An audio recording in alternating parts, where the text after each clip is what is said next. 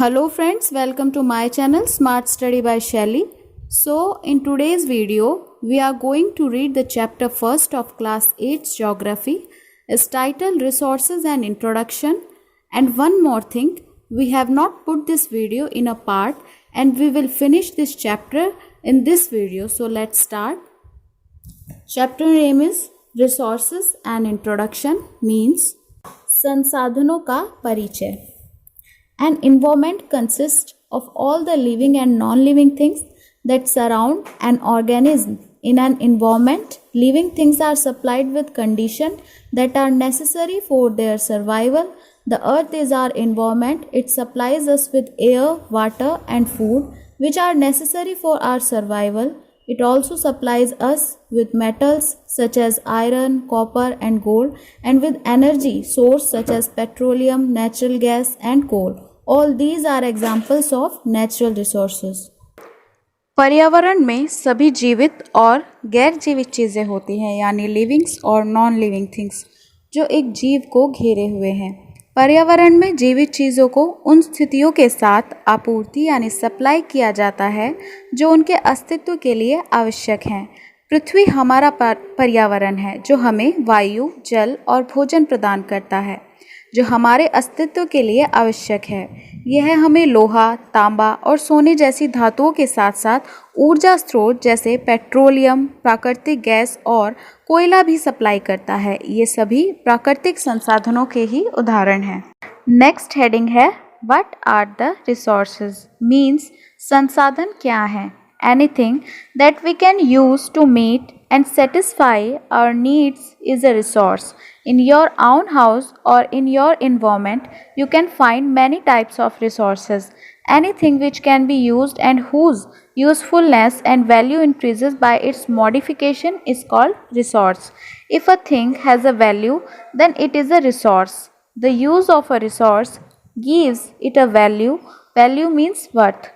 The early man used to live on trees and ate meat of wild animals, roots, fruits, and flowers. He used to cover his body with the hide of animals and barks of trees. Thus, the early man used to utilize things of nature in the form of resources. With the development of civilization and the knowledge of human beings increased, and along with it, the list of their needs also went on increasing. Man made a large variety of machines and with their help started utilizing resources on a large scale. मतलब कुछ भी जो हम अपनी आवश्यकताओं को पूरा करने और संतुष्ट करने के लिए उपयोग कर सकते हैं वह संसाधन कहलाते हैं. अपने घर या अपने वातावरण में आप कई प्रकार के संसाधन पा सकते हैं. कोई भी चीज़ जिसे आप उपयोग करते हैं या जिसे उपयोग किया जा सकता है या उसके मॉडिफिकेशन से उसका मूल्य यानी उसकी वैल्यू बढ़ती है तो वो संसाधन कहलाता है. यदि किसी वस्तु का मूल्य है तो वह एक संसाधन यानी एक रिसोर्स है. मूल्य से यहाँ पैसों से मतलब नहीं है कि उसका कोई प्राइस है. मूल्य से मतलब है अगर वो चीज़ यूज़ करने के लायक है. शुरुआत में मनुष्य पेड़ों पर रहा करता था और जंगली जानवरों का मांस और फल या फूल खाता था. वह अपने शरीर को पेड़ों की छाल से ढक लेता था. इस प्रकार शुरुआत में मनुष्य संसाधन यानी रिसोर्सेज के रूप में प्रकृति की चीज़ों का उपयोग करता था. सभ्यता यानी सिविलाइजेशन के विकास के साथ मनुष्य का ज्ञान बढ़ता गया और इसके साथ साथ उनकी आवश्यकताओं की सूची भी बढ़ती चली गई. मनुष्य ने बड़ी संख्या में मशीनें बनाई और उनकी मदद से बड़े पैमाने पर संसाधनों का उपयोग शुरू किया. Thus many different natural substances were used as natural resources. Natural resources support mankind in three ways. First point, they provide raw materials, energy and favorable conditions for developments. Means natural resources तीन तरीकों से मानव जाति का support करते हैं.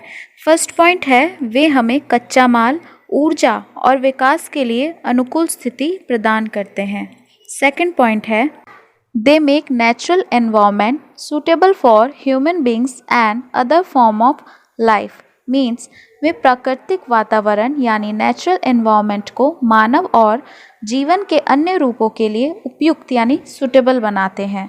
Third point है the diversity of natural resources is supportive to life in many ways. Means प्राकृतिक संसाधनों यानी नेचुरल रिसोर्सेज की विविधताएं यानी डिफरेंसेस, विभिन्नता जिनके लिए कई मायने में सहायक है, जीवन के लिए कई मायनों में सहायक है। The human beings are one of the most important natural resources. They have been making consistent effort to develop technology which can change the substances into resources. The human beings have actually explored and discovered the various substances and then developed suitable technologies through his knowledge and ideas to create valuable resources. We know that the discovery of fire has changed the lifestyle of the early humans. The invention of wheel helped in the development of various means of transport. He also used the force in the falling water to produce hydroelectricity. Thus, it is the human beings only who has created, developed and found uses of the resources. मानव प्राकृतिक संसाधनों के लिए सबसे महत्वपूर्ण है क्योंकि वे प्रौद्योगिकी यानी टेक्नोलॉजी के विकास के लिए लगातार प्रयास कर रहे हैं जो पदार्थों यानी सब्सटेंसेस को संसाधनों में बदल सकते हैं। मानव ने वास्तव में विभिन्न पदार्थों की खोज की है और मूल्यवान संसाधनों का निर्माण करने के लिए अपने ज्ञान और विचारों के माध्यम से उपयुक्त तकनीकों का विकास किया है। हम जानते हैं कि आग की खोज ने शुरुआती मनुष्यों की जीवन शैली को बदल दिया था। पहिए के आविष्कार ने परिवहन के विभिन्न साधनों के विकास में मदद की। उन्होंने बिजली उत्पादन के लिए गिरते पानी में बल का प्रयोग किया। इस प्रकार यह मानव ही है जिसने संसाधनों को विकसित किया और उनका उपयोग किया। नेक्स्ट हेडिंग है types of resources. The concept of value addition has changed certain substances into resources. The value addition can turn the resources into useful things. Broadly speaking, the resources can be classified into three types. First, second and third. First, natural resources. Second, human resources. And third, man-made resources. तो types of resources यानी संसाधनों के प्रकार। Value addition यानी जिन चीज़ों की value थी यानी आवश्यकता थी उनको ऐड कर लेना। तो वैल्यू एडिशन के कंसेप्ट में कुछ पदार्थों को संसाधनों में बदल दिया गया। मोटे तौर पर संसाधनों को 3 प्रकारों में वर्गीकृत यानी क्लासिफाइड किया जा सकता है। फर्स्ट है प्राकृतिक संसाधन, सेकंड है मानव संसाधन एंड थर्ड है मनुष्य द्वारा बनाए गए संसाधन। सो नेक्स्ट हेडिंग है natural resources. Nature is the original basis of all resources. Nature has provided us sunlight, air, water, etc. We can use these resources directly and without any value addition. Most of the resources are a free gift of nature and hence should be used with utmost care. Today, the total environment of the world has become a resource. We use these gifts of nature to satisfy our needs. Natural resources can be further classified in the following ways. Natural resources means प्राकृतिक संसाधन। प्रकृति सभी संसाधनों का मूल यानी basic आधार है।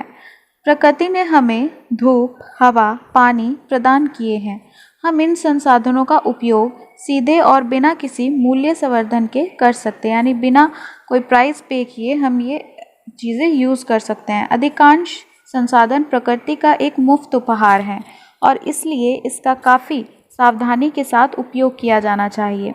आज दुनिया का टोटल एनवायरनमेंट संसाधन यानी रिसोर्सेज बन गया है और हम अपनी आवश्यकताओं को पूरा करने के लिए प्रकृति के इस उपहार का प्रयोग करते हैं। Next heading is abiotic and biotic resources. On the basis of origin, natural resources can be abiotic and biotic resources. The living things such as plants and animals are biotic resources, while the non-living things such as land, water and air belong to abiotic resources. Biotic resources are capable of reproduction, while abiotic resources are fixed in amount and can possibly be exhausted if not used properly. We can say that biotic resources are generally renewable, while the abiotic ones are non-renewable. Abiotic and biotic resources का मतलब है अजैविक और जैविक संसाधन। आसान शब्दों में नॉन लिविंग एंड लिविंग। उत्पत्ति यानी जन्म के आधार पर प्राकृतिक संसाधन अजैविक और जैविक संसाधन हो सकते हैं। जीवित चीज़ें जैसे कि पौधे और जानवर जैविक यानी बायोटिक रिसोर्सेज हैं, जबकि गैर जीवित चीज़ें जैसे भूमि, जल और वायु अजैविक संसाधनों से संबंधित हैं। जैव यानी बायोटिक रिसोर्सेज प्रजनन यानी रिप्रोडक्शन के लिए सक्षम हैं, जबकि अजैविक संसाधन अमाउंट में दिए गए हैं और ठीक से उपयोग न किए जाने पर समाप्त हो सकते हैं। हम कह सकते हैं कि जैविक संसाधन आमतौर पर रिन्यूएबल यानी जो नया किया जा सके, जबकि अजैविक संसाधन गैर नवीकरणीय होते हैं यानी नॉन रिन्यूएबल होते हैं। Next heading is actual and potential resources. Actual means वास्तविकता एंड पोटेंशियल रिसोर्सेज मीन्स सशक्त संसाधन। On the basis of their use and development, natural resources can be classified into actual resources and potential resources. The resources which are at present in use and their estimated reserves are known are called the actual resources. The total amount of coal in the Damodar Valley of India is now, thus it is an actual resource. When the force of falling water is used for generating electricity, it is an actual resource. मतलब उनके उपयोग और विकास के आधार पर प्राकृतिक संसाधनों को वास्तविक संसाधनों और सशक्त संसाधनों में वर्गीकृत यानी क्लासिफाइड किया जा सकता है। वर्तमान में जो संसाधन उपयोग में हैं और उनके अनुमानित भंडार हैं यानी एस्टिमेटेड रिजर्व हैं, उन्हें वास्तविक यानी एक्चुअल रिसोर्सेज कहा जाता है। भारत की दामोदर घाटी में जितनी भी अमाउंट में कोल यानी कोयला था, इस प्रकार एक्चुअल रिसोर्सेज यह एक वास्तविक संसाधन है। जब बिजली बनाने के लिए पानी के बल का उपयोग किया जाता है तो यह एक वास्तविक संसाधन है। दामोदर घाटी वाला केस आपको समझ में नहीं आया होगा। तो दामोदर घाटी में जितनी भी कोल यानी जितना भी कोयला है वो एक अमाउंट में है। वो हर जगह तो आपको मिल नहीं सकता, कोयला हर एरिया में नहीं मिल सकता। दामोदर घाटी में जितनी भी अमाउंट में कोयल है, इस प्रकार से हम कह सकते हैं कि ये एक्चुअल रिसोर्सेज है। और जो चीज़ें हमें हर जगह मिलती हैं वो एक तरीके से पोटेंशियल यानी सशक्त संसाधन होते हैं। ओके, जिन संसाधनों को खोजा जा सकता है और जिनके उपयोग के लिए उपलब्ध होने की संभावना है वे संभावित यानी सशक्त संसाधन हैं, जिनकी गुणवत्ता और क्वांटिटी ज्ञात नहीं है। इसका यही मतलब है जो पहले मैंने आपको बताया कि पोटेंशियल रिसोर्सेज वही होते हैं जिनकी क्वालिटी या क्वांटिटी हमें ज्ञात ना हो, हमें ना पता हो कि कितनी मात्रा में ये चीज़ है और जो आसानी से हमें हर जगह मिल सके, तो वो पोटेंशियल रिसोर्सेज होते हैं। पोटेंशियल रिसोर्सेज को भी भविष्य में विकसित किया जा सकता है। पोटेंशियल रिसोर्सेज का आकार समय और नए तकनीकी विकास के साथ बदल सकता है। अफ्रीका में कई झरने पनबिजली के लिए संभावित संसाधन यानी पोटेंशियल रिसोर्सेज प्रदान करते हैं। तो नेक्स्ट हेडिंग है renewable and non renewable resources. इसके बारे में आपको पहले भी बता चुकी हूँ मैं। रिन्यूएबल रिसोर्सेज वो होते हैं जिनको नया किया जा सके या जिनका मॉडिफिकेशन किया जा सके, एंड नॉन रिन्यूएबल रिसोर्सेज वो होते हैं जिनका नवीकरणीय ना किया जा सके। एग्जाम्पल में आप ले सकते हैं जैसे solar, wind energy, water, soil, forest etcetera. तो ये सारी वो चीज़ें हैं जिनको आप रिन्यूएबल कर सकते हैं, इनका यूज़ रिन्यूएबल करके इनका यूज़ कर सकते हैं। और नॉन रिन्यूएबल रिसोर्सेज में अगर आपको एग्जांपल दिए जाएं तो जैसे पेट्रोलियम, कोल, ये वो चीज़ें हैं जो हज़ारों साल तक भी जो रिन्यूएबल नहीं होती हैं, तो ये होती हैं non renewable resources. Okay, next heading is ubiquitous and localised resources, मतलब सर्वव्यापी और स्थानीय संसाधन। सर्वव्यापी का मतलब होता है सब जगह का। On the basis of their distribution, there can be ubiquitous or localized resources. Ubiquitous resources are those which are found almost everywhere on the earth. such as the air we breathe.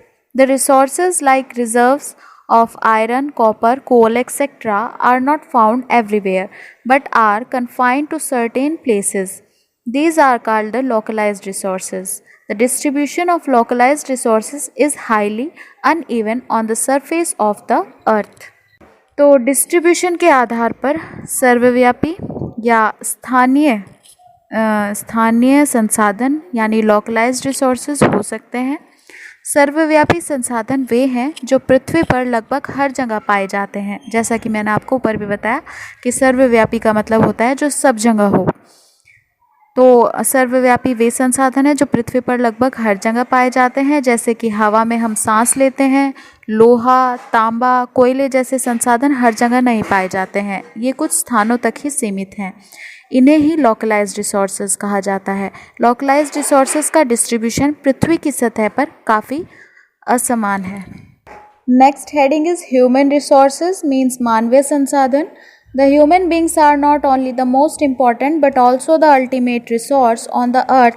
The human beings can explore, develop and convert the natural resources into useful goods as per their abilities and demands. Thus, the people who are the human resource have to be healthy, educated and skilled.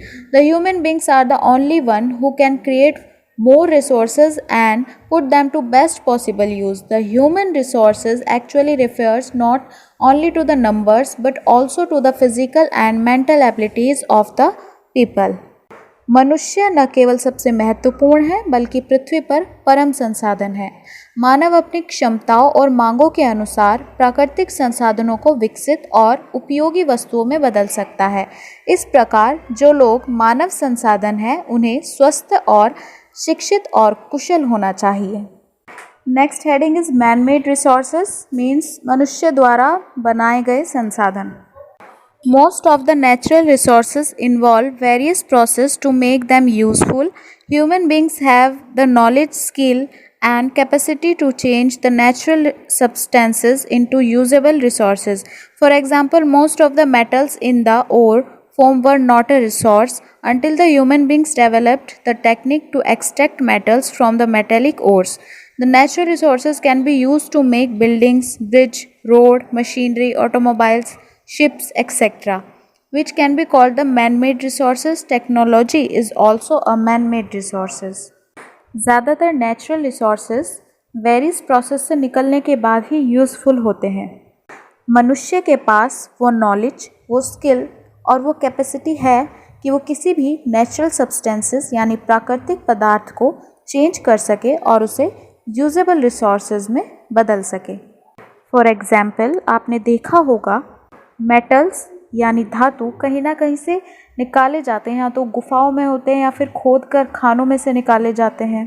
तो धातु जब तक खोदा नहीं जाता है, उसको निकाला नहीं जाता है, तो वो तब तक रिसोर्सेज नहीं होता है। लेकिन मनुष्य ही है जिन्होंने धातु को निकालने की तकनीक को विकसित किया। नेचुरल रिसोर्सेज इन सभी चीज़ों में यूज़ होते हैं, जैसे building, bridge, road, machinery, automobiles, ships etcetera. ये सभी चीज़ें जब बनती हैं तो इनमें कहीं ना कहीं नेचुरल रिसोर्सेज का यूज़ होता है। लेकिन ये वो रिसोर्सेज हैं जो मनुष्य द्वारा विकसित किए गए हैं। नेचुरल रिसोर्सेज का यूज़ करके मनुष्य ने ये सभी रिसोर्सेज बनाए हैं। Technology is also a man made resources. तो जो टेक्नोलॉजी होती है वो हमेशा मैन मेड रिसोर्स कहलाया जाता है। टेक्नोलॉजी से मनुष्य नेचुरल रिसोर्सेज को अदर यूजफुल रिसोर्सेज में बदल सकता है। Next heading is conserving resources means संसाधनों का संरक्षण। The countries which are using their resources efficiently are enlightened and economically developed. Conservation does not mean to stop the utilization of resources. Actually, it means to use the resources according to need and the minimize of waste. मतलब वे देश जो अपने संसाधनों का कुशलता से उपयोग कर रहे हैं और आर्थिक रूप से विकसित हैं। संरक्षण का अर्थ संसाधनों के उपयोग को रोकना नहीं है। दरअसल इसका मतलब है कि ज़रूरत के हिसाब से संसाधनों का इस्तेमाल करना और कचरे को कम से कम करना। It induces among people a sense of responsibility, conservation of the resources has been practiced since ages. It strives to meet the need of both present and future generations.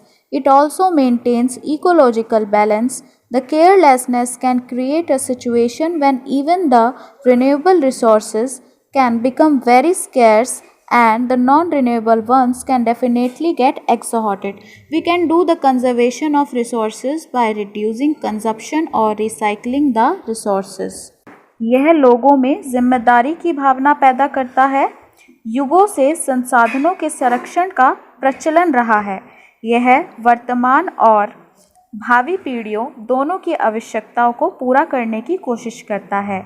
यह पारिस्थितिक यानी परिस्थितियों के अनुसार संतुलन भी बनाए रखता है। लापरवाही एक स्थिति पैदा कर सकती है जब नवीकरणीय संसाधन भी बहुत कम हो सकते हैं और गैर नवीकरणीय एक बार निश्चित रूप से समाप्त हो सकते हैं। हम संसाधनों को रिसाइकिल करने के लिए खपत कम करके संसाधनों का संरक्षण कर सकते हैं। Next heading is sustainable development मतलब सतत विकास। The earth summit in 1992 defined sustainable development as the type of economic development which should take into account the needs of the present and future generations. The main aim of the sustainable development are. 1992 में पृथ्वी शिखर सम्मेलन सतत विकास को आर्थिक के प्रकार के रूप में परिभाषित करता है जिसे वर्तमान और भावी पीढ़ियों की आवश्यकताओं को ध्यान में रखना चाहिए। There should be proper use of resources, संसाधनों का उचित उपयोग होना चाहिए। The need of present and future generation must be taken into account, वर्तमान और भावी पीढ़ियों की ज़रूरतों को ध्यान में रखना चाहिए।